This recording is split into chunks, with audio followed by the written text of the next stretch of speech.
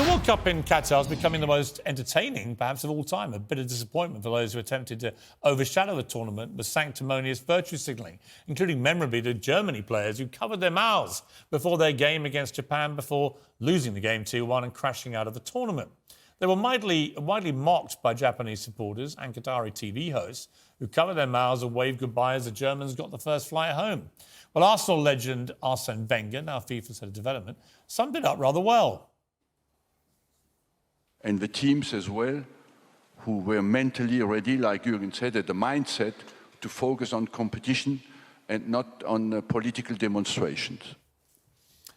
Well, I'm thrilled to be joined now by the sportscasting legend, Bob Costas, one of America's greatest sporting commentators, a veteran of a record 12 Olympic Games, winning no fewer than 28 Emmy Awards for his peerless commentary. Bob, what a treat to have you on Piers Morgan Uncensored. Thank you so much. Thanks, Piers. Great to see you again, even from a distance. I have one daytime Emmy, and I've never covered an Olympics, so you're slightly ahead of me, and I bow to your superiority quite willingly. This whole issue, Bob, I just couldn't think of a better person to talk to about where the line is drawn between political activism, or social justice activism for that matter, and sport, and this issue of sport washing, whether it's in golf with the live golfers and the PGA at war, whether it's what we've been seeing in Qatar at the World Cup with people saying they're going to protest, then not protesting, then being ridiculed for it. Others, like the Iranian players, making a genuinely powerful stand against oppression of their women back home. Going right back, perhaps, to Colin Kaepernick, who was, of course, the NFL player who took the knee for the first time. And the England players at this World Cup are still taking the knee in his honour, I guess, because he was the one who started it. So it's a lot of stuff going on in this area. What is your overview of political activism and sport? I think, Piers, we have to make distinctions from one situation to another, one person to another. Just because I may agree with a general cause or issue and with the person's right to make a statement doesn't mean that I have to agree with everything they say under that banner. Colin Kaepernick is a good example. There's no question, even if some people may overstate the severity, there's no question that police reform is an important issue in the United States. And where it needs to be reformed, the burden primarily falls upon people of color in the United States. That's legitimate. But then when Colin Kaepernick subsequently says, I don't vote because the oppressors will never allow you to vote your way out of your oppression. When he said that, Barack Obama was president. I guess he didn't vote when Donald Trump ran against Hillary Clinton, and then Donald Trump became president. That's a silly and naive thing to say, even if I respect the initial point that Colin Kaepernick wanted to make. Within this year's World Cup, the Iranians not only are making a very important point, it's a courageous point to make, because heaven knows what might happen to any of them when they return home, and they're directly involved in that. Some might say that others at a safe distance, covering their mouths or whatever, are merely virtue signaling. But then it all circles back to the IOC, in their case, putting 2 Olympics in China, another one in Vladimir Putin's Russia, and FIFA now going to Qatar. As you have stated previously, and I agree with this, obviously, every nation has flaws and problems and issues and things that they need to correct and shame in their past, and maybe in some cases in an ongoing way. But then there are nations in the here and now, we're not talking about history, in the here and now that are fundamental human rights abusers. Qatar is one of those. China is certainly one of those. Putin's Russia is one of those. And these athletes will never have a platform that will draw as many eyes and make as large an impact as they do at an Olympics or at a World Cup. And it's ironic that FIFA and the IOC say, let's keep politics out of this. Please keep politics out of this. But they're the ones who put politics in it by placing these events in places like Qatar and Sochi and in Beijing. So as long as the protest, whatever it may be, is not within the match or the game itself, because people do want to watch the game or the match for its own sake, and it's very exciting. I think you undermine your own cause if you get in the way of the game itself. But surrounding the game, or for commentators in the programming that precedes the game or at halftime or post-game, then I think it's okay. You see, well, a brilliant response, as I would have expected, and very thoughtful. and nuanced in many places. I would take issue, I think, about a couple of things you said. The main one, I think, is this. There was a lot of, I think, over-the-top virtue signalling about Qatar from the UK in particular. Not from America, interestingly. But in the UK, a lot of sort of anger built up in the very last minute about a World Cup that was awarded 12 years ago. The Middle East has never had a World Cup. If the stick to beat the Middle East on human rights is ill-treatment of migrant workers and LGBT rights, for example, then you're basically saying you can't have a sports tournament in the Middle East at all, because they would all have similar issues with migrant worker treatment and outlawing LGBT rights completely in most countries. But you'd also have the same situation in Africa. You'd have the same situation in China, the same situation in vast swathes of India, of Russia, and so on. And so I think that what I would say back to you, Bob, on that point, once you start putting the moral halo on about human rights, I'm not sure you can end up with many places in the world which are clean enough to actually host, say, a World Cup. And I'll throw it back to you in this way.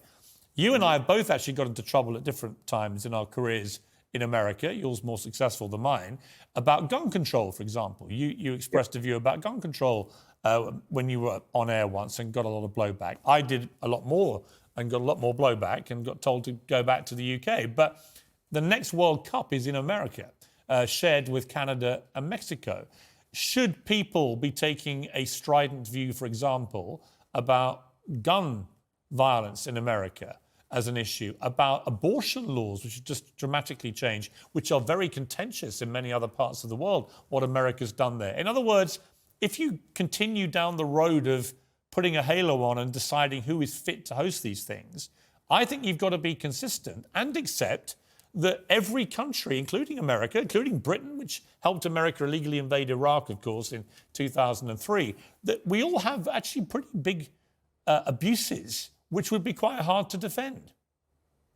Yeah, there are matters of degree. The points you make are legitimate. And by the way, just parenthetically, as you know, my point about guns in America and as it affects athletes was to say that there is a gun culture in America, not to take issue with the fundamental idea of the Second Amendment, right, which is a big deal in the United States. But even if you believe in the Second Amendment, you should also be able to recognize that there's a lot of irresponsibility surrounding guns, and some of it had crossed over into sports. So that was the comment I was trying to make. But sometimes people get irrational about certain things, hear what they want to hear, and take it from there. So forgive me for that parenthetical aside. I think the point you're making is legitimate, but it's a question of degree.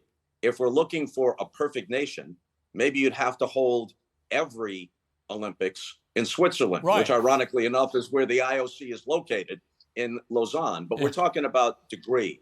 The United States most certainly has its problems, and athletes historically and sometimes movingly have registered their complaints and their protests about that. But Qatar, Putin's Russia, Beijing, they are fundamental human rights abusers. It's definitive about them, rather than flaws that the nations we're talking about, the United Kingdom or the UK, America, Canada, they are actively trying to address, however imperfectly, however haltingly.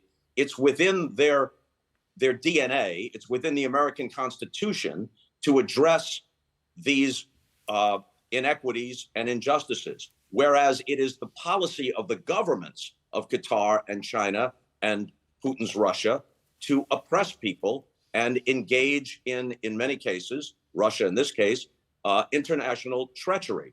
Did the United States make a huge mistake post 9/11 in invading Iraq? Yes, they did.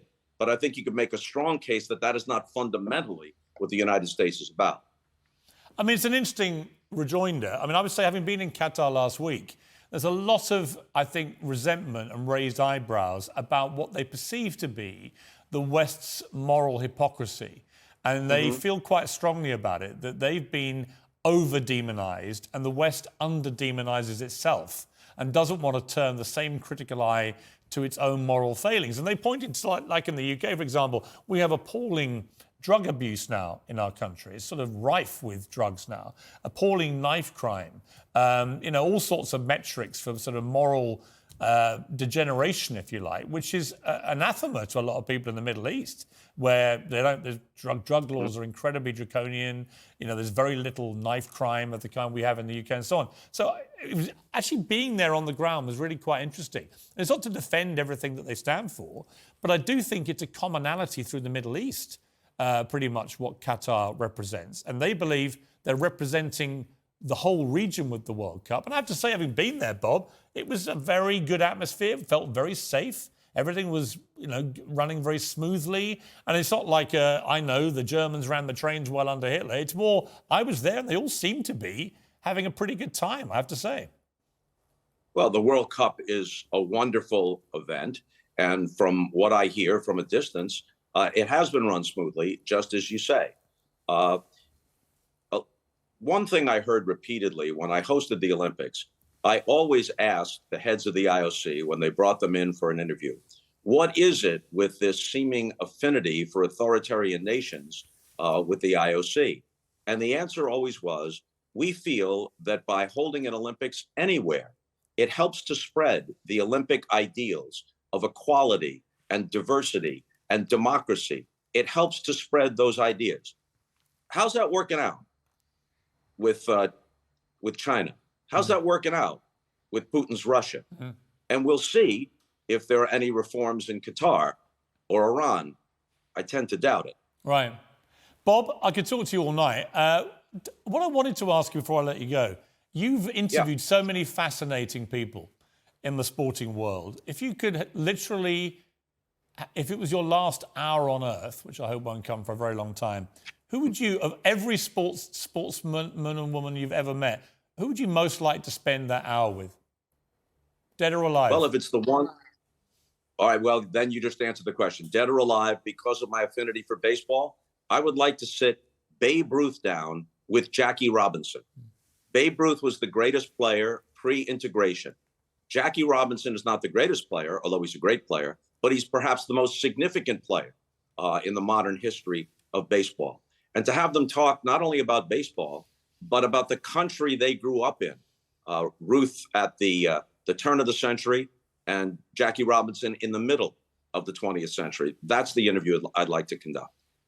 Brilliant. I would choose Sir Donald Bradman, who statistically, Australian batsman, cricket, statistically the greatest sportsman of all time. The gap between him and the second-placed international average player was greater than the gap between 1 and 2 of any other sport in the world. You know, I once referred to Sir Donald in a piece on HBO as the Babe Ruth of cricket. And in fact, there's a great picture of the two of them meeting. It's a wonderful picture. Yeah, Bradman and Babe Ruth. It's an amazing picture. Bob, thank you so much for joining me. Honestly, I could talk to you all night. You're such a fascinating guy, and I really appreciate it. Thank you, Piers. Hope we talk again soon. Good to talk to you. All the best.